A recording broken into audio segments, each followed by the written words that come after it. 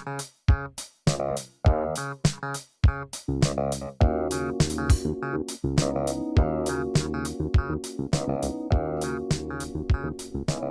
o Filoi. I'm Fletcher from amindforlanguage.com, and you're listening to Greeking Out, a podcast for ancient and Koine Greek learners full of tools, tips, and possibly tirades on learning Greek using comprehension-based methods.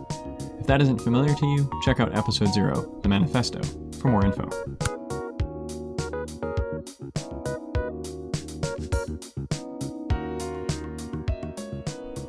Over the Christmas break, I had a chance to read a book on cognitive load theory, which is a theory of how we learn and of education, how we teach. And I think it has a lot of useful implications for us as language learners as well. So I'd like to talk about that today. The core concept of cognitive load theory is that we have a limited working memory. So I think we might call this short-term memory perhaps, but they would refer to it as working. And that's kind of what we can pay attention to. And the research suggests that most people can hold around 7 items or so in working memory at a given time, and they can hold them for about 15 to 20 seconds unless they're reactivated somehow. They're mentioned or worked with again or something like that. In contrast, long-term memory is essentially limitless. And interestingly enough, once something gets into long-term memory, we can pull it back into our attention, and it occupies virtually no space in working memory, or very little. So the goal of learning is to move something from working memory, where it's short and temporary, into long-term memory, where it stays and is basically effortless to access. So as we're attempting to learn something, we're using working memory. And our goal is to use as much working memory as we can to optimize that. But once something moves beyond our working memory capacity, learning becomes very difficult. We might perhaps feel confused, and it certainly feels hard and stressful. So we want to reduce the amount of load on our working memory to something that is manageable, but we also want to use as much of it as we can for the learning task. So for that, cognitive load theory distinguishes 2 kinds of cognitive load. We have intrinsic load and extraneous load. Intrinsic cognitive load is the demand on our working memory that comes from the thing we're trying to do itself. So learning vocabulary, learning grammar, reading, listening, whatever our actual learning activity requires, that's intrinsic load. Extraneous load comes from other sources, so distractions or learning materials that are poorly formatted, or poor audio quality if listening, or a video or something like that. So ideally, we want to optimize this so we eliminate as much extraneous load as possible, and we have as much intrinsic load as we possibly can. So that's the goal. So what are some causes of cognitive load? One of them is when we have a lot of unknowns. So the more things that are not in long-term memory, the more demand on working memory. Kind of makes sense. There's also this concept, element interaction, they talk about. And that basically means when there's a lot of pieces in a task that have to be considered all at once. And I think reading a new text in a new language is a perfect example of this, because we have to consider vocabulary, grammar, what they're actually trying to say.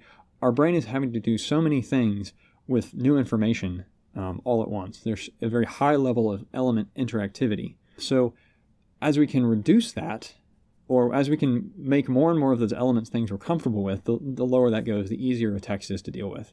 So element interactivity actually is tied to how much background knowledge we have. So the more background knowledge we have, the less this interaction of elements becomes a problem, because they don't take up space in our working memory. So that's something to keep in mind, is how many interacting unknown elements have to be considered together all at once. So we want to think about how can we reduce that. Another thing is called the split attention effect, which means that if there's something that can't be learned independently, then it needs to be presented together. I think a good example of this is, say, a textbook where we have a vocabulary list on one page and then readings on another page. To truly learn the new vocabulary, most of us, if we were to jump into the reading, would have to flip back and forth between the reading and the vocabulary page to look up new words, or worse yet, flip from that page to a dictionary in the back, or perhaps in a separate book. The simple fact that the vocabulary, the definition of vocabulary is someplace else, that's splitting our attention, and it's increasing extraneous load, because we're having to look at the reading in one place and in another place look up the meaning. And this is something that we can reduce if we can think of strategies to reduce that. We'll talk about that in a minute. A final effect is the redundancy effect. And this means, first of all, eliminate all extraneous information from the reading. So if we're doing a reading and, in our textbook, and then they suddenly start talking about something entirely unrelated, we'd do better to ignore that so it's not taking up space. If there was glosses for words that weren't in that reading, we'd want to ignore those. It's fairly obvious. But so we want to eliminate extraneous information, and we also don't want to repeat relevant information in the same time and the same space. So even if a word is in a reading, it would be unhelpful to have it glossed every time it appears in there. That would just be redundant. We probably only need one or two glosses, one or two occurrences provided with a gloss. So these are some different 3 things we can think about as we're trying to think about, how do we eliminate extraneous load, and how do we make it a learning task more manageable?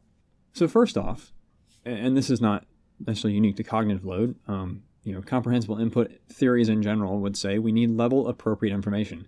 Cognitive load theory is simply giving us another way of understanding why that is, because when the material is beyond our current levels, capacity, it overwhelms our working memory quickly and we don't learn much. So level appropriate information is a must, but as we know quite well, it's not always available to us. We may not have access to it, can afford it, it may not be on sale in our country, or simply may not exist, as is often the case for Greek. So how can we work with material that's actually above our level? So again, the theory gives us some ideas. We want to try to reduce cognitive load as much as possible. So one way to do this is to focus on background information, which in our case is going to be vocabulary and grammar, or 2. So if we look at this text, do we need to try to pre-learn before we really dig into attempting to read it in earnest? Can we pre-learn the vocabulary? Maybe using memory techniques or flashcards briefly. And again, I think the best way to cement vocabulary in long-term memory is through reading and listening and repeated exposure. We know that's how things get into long-term memory. But we can kind of front-load that a little bit. We can do some things like memory techniques, creating silly stories, whatever method you choose to apply, to get the vocabulary, at least temporarily, into memory so that when we go to read it, it might be a little easier. So that's one thing. Another thing, too, is if there is a translation available or a summary of what we're about to read, reading that would help, too, because then we kind of know where it's going, and our brains can spend less time trying to sort out the overall meaning and can spend more time dealing with, okay, how is this meaning communicated, which is helpful. That also suggests that reading and rereading material multiple times is good. The first read through might be just to sort of get a handle on the words in there and kind of slowly piece together the structure and how the grammar is used, etc. And then our second reading can be focused more on getting the meaning. So, that's the thing. We can focus on background information. Again, we might, thinking about the split attention, we might say, hey, there's the vocabulary list in the beginning, and then there's the reading itself. Maybe we just hand copy or photocopy or type up a little cheat sheet vocab list so we can have that available to us without having to flip pages back and forth. Another way to do that would be do that and then also kind of look through the reading ahead of time before we try to read it and annotate as we can, write in the glosses above the words. Maybe write in the lexical form of the word too, if that's helpful. So those are some ways we can pre-learn and lower the amount of working memory strain we're going to have when we approach to reading a text. Another thing too is, like I said, we make a vocabulary list. Well, maybe we can make a cheat sheet of new grammar you might see, that was taught in that lesson or whatever. Just make a couple quick jots we keep, and that might help us too. It's keeping our attention from being split back and forth between finding things in a textbook or other reference books and the text we're trying to read. Another thing too is, can we break this task into stages? So kind of like I've already said, instead of imagining we're going to read through the text in one go, we say, okay, I'm going to do multiple passes through this. The first time I'm going to go through and annotate any unknown words or, new words that I've learned or something like that. Second pass, I'm going to go through and look for new grammar I don't know and try to look that up and then scribble some notes in the text about that. And again, pre-learning vocabulary is another way to break the overall task of reading and approaching a new text into bite-sized manageable pieces. And what that does is that's putting some of that information either in long-term memory or making it so easy to access it that it doesn't take up as much strain. It lowers the extraneous load of the task, which means we can have more room available in working memory to deal with the load inherent in the task itself. So these are just a few ways, and a few ways that cognitive load theory, I think, can help us as we approach learning Greek, reading new text, moving from our current level to the next level. So how can we reduce the extraneous load? How can we increase, and optimize intrinsic load? And, how we break things into pieces, break tasks down into smaller chunks and things like that. So I hope this helps. One other interesting thing I'll throw in as I'm closing about the redundancy effect. They said that our brain kind of has two channels. We have a visual channel and a verbal channel. And so the visual one processes images, things like that. And the verbal one is processing what we hear or what we're reading, right? Processing language, essentially. So it's interesting that for learners, if we are listening to a text being read and reading it at the same time, depending on where we are in our journey in learning, that can be either advantageous or not. It can help us or hurt us. So if someone is already good at reading in the language, they're comfortable with the alphabet, it doesn't take that much effort to figure out the pronunciation of words, then listening and reading at the same time is kind of doubling up on that verbal channel. We're getting words coming in through our ears and we're getting them through our eyes. So it's doubling up, and that's actually creating redundant cognitive load. However, for new readers, new learners who are still perhaps having difficulty or who are still learning the alphabet and maybe have trouble sounding out longer words, then listening to someone read listening to someone read the text while they read it themselves actually helps. And I think that's because it's lowering the cognitive load required to sound out the words. So I thought that was kind of really interesting. So again, thinking about that as we're reading, maybe if something has a lot of unknown vocabulary, another pre-learning task would be listen to it while reading, but not with any intention of trying to figure out what does it mean, but simply just to say, hear how the words sound. So that when we go back to read it later, our brain has already heard it, some of these new words once or twice. So again, I hope you find that helpful. We have a limited working memory. We want to optimize the load so that as much of our working memory as possible is being used for the learning task. And we might do that by thinking about how can we reduce redundancy?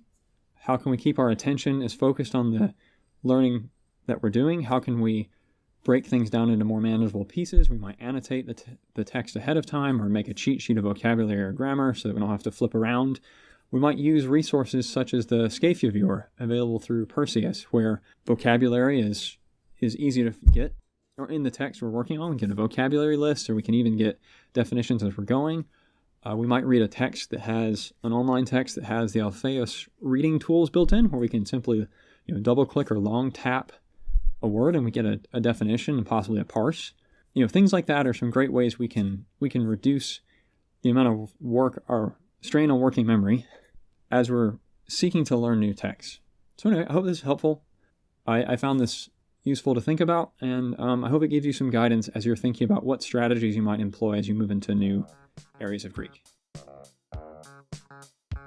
Intro and outro music is Funky Thanksgiving by Admiral Bob, used with gratitude under Creative Commons 3.0 Attribution License. The track can be found at dig.ccmixer.org.